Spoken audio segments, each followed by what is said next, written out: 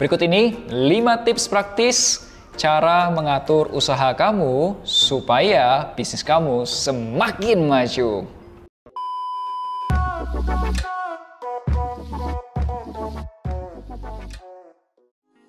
Halo teman-teman, jumpa lagi bersama saya Melvin Mumpuni CFP, perencana keuangan dan juga founder dari Finansialku.com. Apakah kamu sekarang ini sedang menjalankan usaha kecil, katakanlah bisnis online atau reseller, tapi kamu tidak merasakan keuntungannya? Padahal kamu sudah berhemat, kamu sudah menekan pengeluaran, dan apa nih yang harusnya kamu perbaiki? Teman-teman, apakah kamu masih ingat ceritaku tentang entrepreneur? Itu loh, di video sebelumnya aku cerita tentang communication, leadership, dan money management. Di video sebelumnya aku berbicara tentang permodalan, gimana strateginya seorang pemilik bisnis UMKM bisa mendapatkan modal usaha. Di video kali ini aku berbicara mengenai gimana caranya mengatur keuangan untuk usaha kamu supaya usaha kamu semakin sukses. Yuk langsung aja, ini dia 5 tipsnya. Guys, di video kali ini aku akan berbicara strategi-strategi praktis supaya bisnis kamu bisa menjadi lebih menguntungkan dan kamu masih punya banyak waktu. Tips pertama dari aku adalah pisahkan antara keuangan bisnis dan keuangan pribadi. Sama seperti yang aku lakukan di Finansialku.com. Jadi di bisnisku pribadi, aku punya satu rekening khusus namanya rekening Finansialku. Dan ada rekening pribadiku atas namaku pribadi.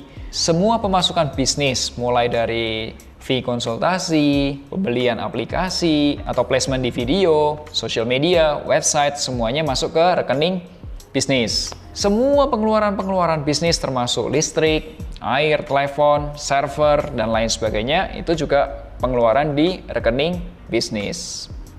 Dari mana pemasukanku sebagai seorang pemilik bisnis? Jadi aku mendapatkan gaji yang ditransfer ke rekening pribadiku setiap bulannya. Dan ketika usahaku bisa membagikan keuntungan, ya aku akan menerima keuntungan itu dalam bentuk dividen ke rekening pribadiku. Vin, bagaimana dengan pengeluaran pribadimu? Pulsa, internet, telepon, dan lain sebagainya. Ya tentu aja aku ambil dari rekening pribadiku. Jadi kamu sebagai pemilik bisnis harus bisa membedakan antara kebutuhan buat bisnis dan kebutuhan buat pribadi. Sampai sini teman-teman paham? Pertanyaan saya, siapa yang sudah memisahkan antara keuangan bisnis dan keuangan pribadi? Silahkan jawab di kolom komentar. Tips praktis kedua dari aku adalah kamu harus punya anggaran atau perkiraan antara uang yang masuk dan uang yang keluar. Contoh, kamu perlu tahu nih, kapan uang itu masuk ke bisnis kamu. Katakanlah, apakah setiap hari ada penjualan, katakanlah 10 juta per hari. Kapan kamu harus nagih ke customer-customer kamu. Selain itu, kamu juga perlu merencanakan uang keluar kamu. Contoh, kamu bayar supplier, kamu bayar gajian karyawan, dan termasuk sewa kantor. Kalau kamu kesulitan untuk mengurus uang masuk serta uang keluar, aku sarankan hire aja orang. Kamu nggak perlu orang-orang yang S1, kamu cukup menggunakan orang-orang lulusan D3 atau juga SMK. Itu mereka juga bisa menangani keuangan kamu. Softwarenya juga nggak terlalu canggih, kamu bisa pakai Microsoft Excel atau Google Sheet, segitu aja. Tips ketiga, kamu perlu punya laporan keuangan atau dalam bahasa Inggris disebut financial statement. Jika bisnis kamu seperti toko, warung kopi, kemudian tempat fotokopi, kafe, dan lain sebagainya, intinya yang retail, kamu perlu yang namanya POS. POS itu adalah Point of Sales. Aplikasinya ada banyak guys, ada yang namanya Mokapos, HelloBill, Pawon, Maju, dan lain sebagainya. Ada yang sifatnya gratis dan ada juga yang sifatnya premium. Kalau yang gratisan, hati-hati jangan sampai mereka ambil data supplier kamu dan data customer kamu. Hati-hati ya guys. Dari POS itu kamu bisa tahu nih, uang masuk kamu hari itu, uang keluar kamu hari itu, berapa bahan baku yang kepake, berapa bahan baku yang masih tersedia. So, kamu bisa save your time untuk keluargamu, untuk dirimu sendiri, dan bisnismu pun juga tetap bisa berjalan. Dari hasil catatan keuangan itu, saranku kasih ke akuntanmu. Kamu bisa menggunakan jasa professional accountant, atau kamu bisa juga hire staff, atau tadi staff keuangan kamu diminta untuk bikin laporan keuangan. Laporan keuangan nggak terlalu yang ribet lah. Kamu bisa menggunakan Excel, Google Sheet, atau aplikasi pencatatan keuangan lainnya. Apa sih manfaatnya dengan laporan keuangan itu? Suatu ketika, bisnismu akan lebih gede. Misal kalau bisnismu warung kopi, kamu pengen buka cabang warung kopi kedua, dan lain sebagainya. Tentunya kamu butuh uang atau modal lebih gede. Kamu mungkin mendatangi bank untuk dapat pinjaman atau datangin investor. Dan mereka semua membutuhkan laporan keuangan. Laporan keuangan yang dimaksud ada 4 jenis guys. Yang pertama, laporan keuangan laba atau rugi. Untung atau rugi. Dalam bahasa Inggrisnya disebut income statement. Di situ ketahuan pemasukan kamu berapa, pengeluaran kamu berapa, sehingga ketahuan nih laba atau rugi. Dan yang kedua adalah laporan neraca atau balance sheet. Berapa kekayaan kamu, berapa utang kamu, berapa ekuitas atau saham kamu. Dan yang ketiga adalah laporan arus kas masuk serta arus kas keluar. Dalam bahasa Inggris disebut cash flow statement.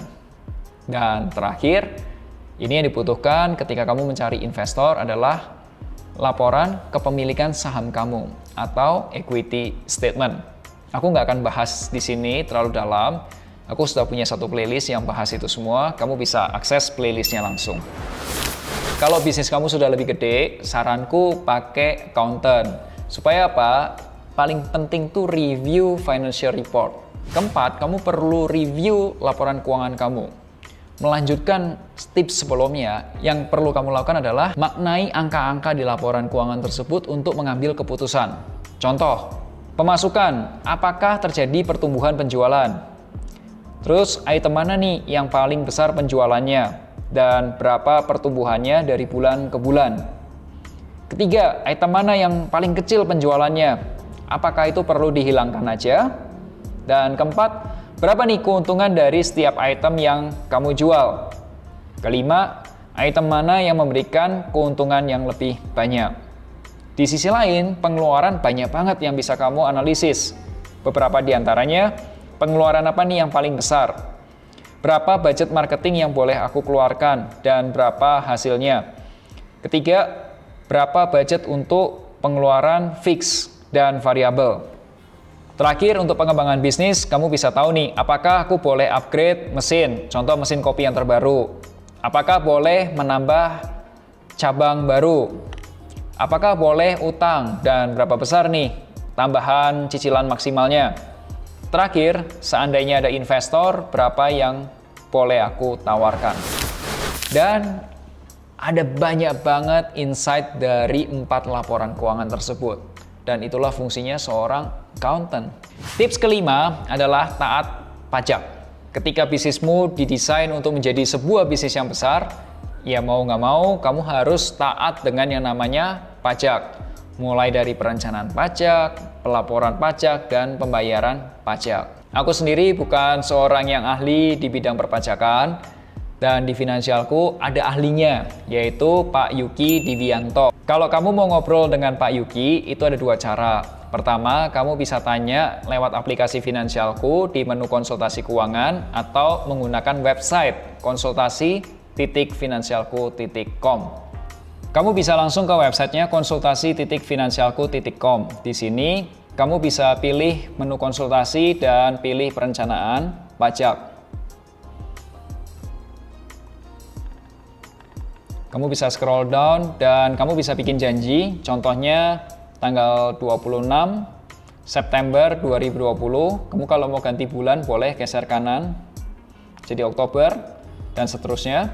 Katakanlah kita tanggal 26, pilih next dan pilih jamnya, contoh jam 8 sampai jam 9 pagi. Kemudian kamu masukkan nama, contoh Melvin, email melvin.mumpuni@gmail.com. Terus nomor teleponnya, masukin nomor telepon kamu 34567890 dan tulis notes-nya, misal konsultasi keuangan cafe.